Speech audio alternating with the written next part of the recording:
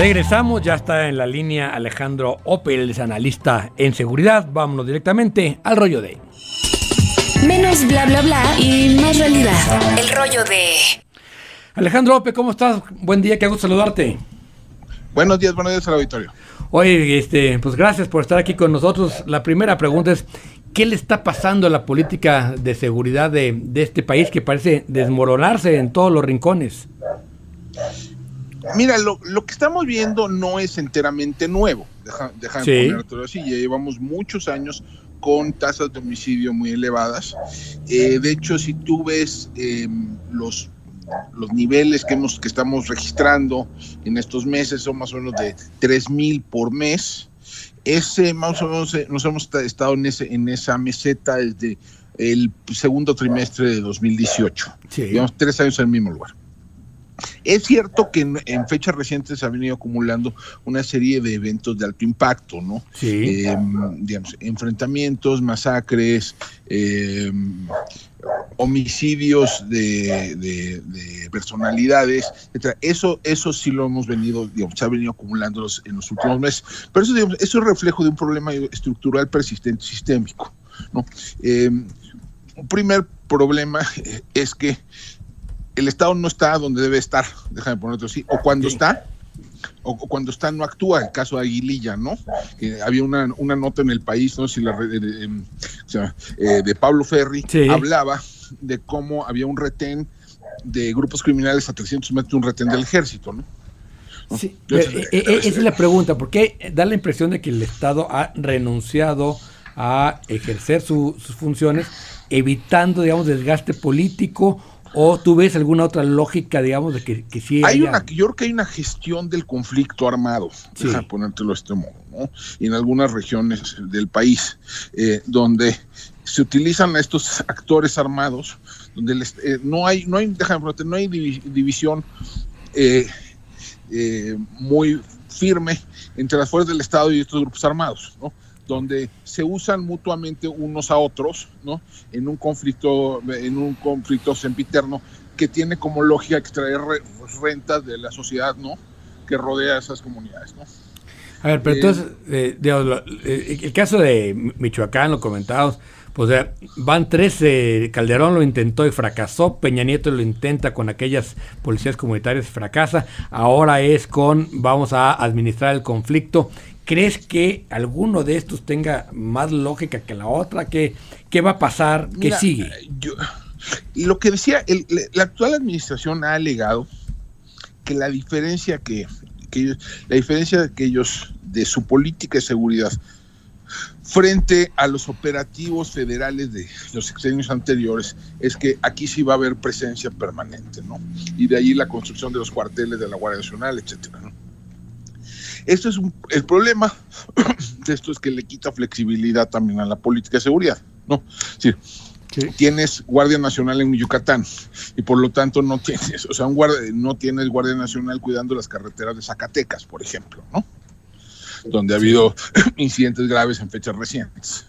Entonces, y como alega Bernardo León, que es un destacado analista en temas de seguridad y ex director de la policía de Morelia, o sea que uno de los problemas que tenemos es que la Guardia Nacional, como antes la Policía Federal y antes la Policía Federal Preventiva, son creados un poco como con una lógica de policía municipalota, donde hace funciones sustitutivas sí, de las policías locales y no complementarias. Ya. ¿No? ¿Qué tal, Alejandro? Entonces no alcanza nada para nada, ¿no? Entonces un poco es el problema, ¿no? ¿Cómo estás? Buenos días, Augusto Chacón. Buenos días.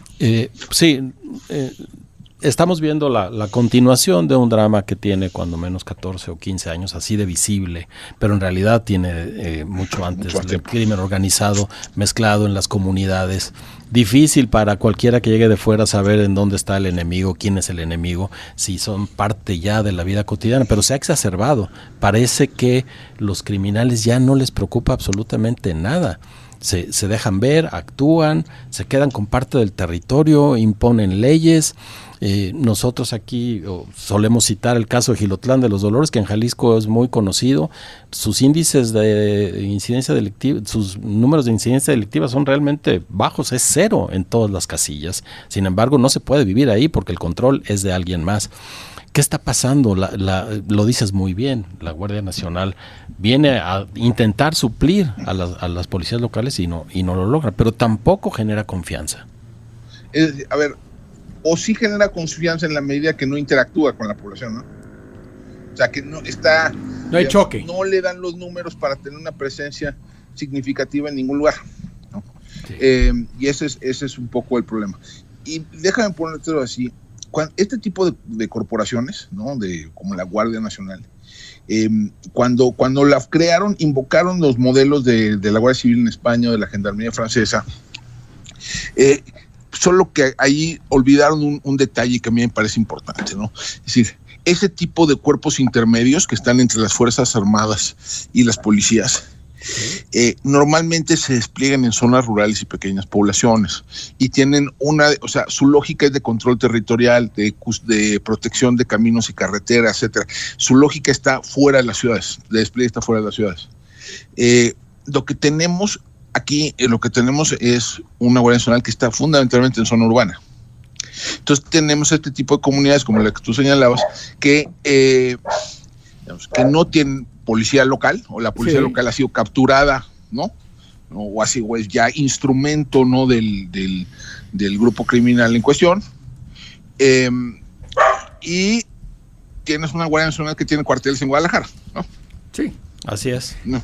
Entonces no alcanza para ningún lado. Entonces habría que repensar un poco cómo la lógica de despliegue, habría que repensar la distribución de competencias, la distribución de facultades entre diversos órdenes de gobierno, poner al gobierno federal a combatir lo que sí los gobiernos locales no pueden, ¿no?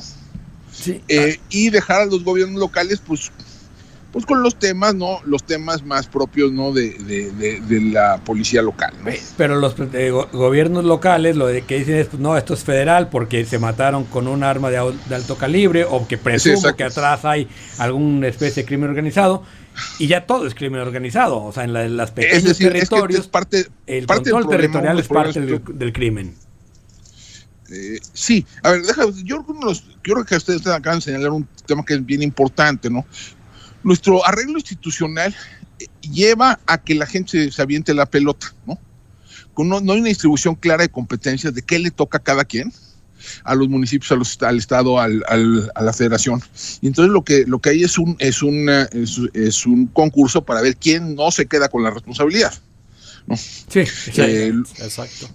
Entonces, una parte de la solución de esto va más allá de la discusión sobre la política de seguridad, ¿no? Tiene que ver un poco con la naturaleza del arreglo federal, con la distribución de competencias en los municipios, etcétera. Tiene que ver con una serie de reformas políticas que no hemos querido emprender o que no se han dado las circunstancias para que las podamos emprender. Alejandro, te agradecemos muchísimo estos minutos para hacer las cosas. Jalisco, te mandamos un abrazo. Muchas gracias, auditorio. Gracias. Pues bueno, ahí está, terrible y clarísimo el análisis que hace Alejandro Ope. ¿Algunas llamadas, Alejandro? Sí, cómo no, hay muchas llamadas.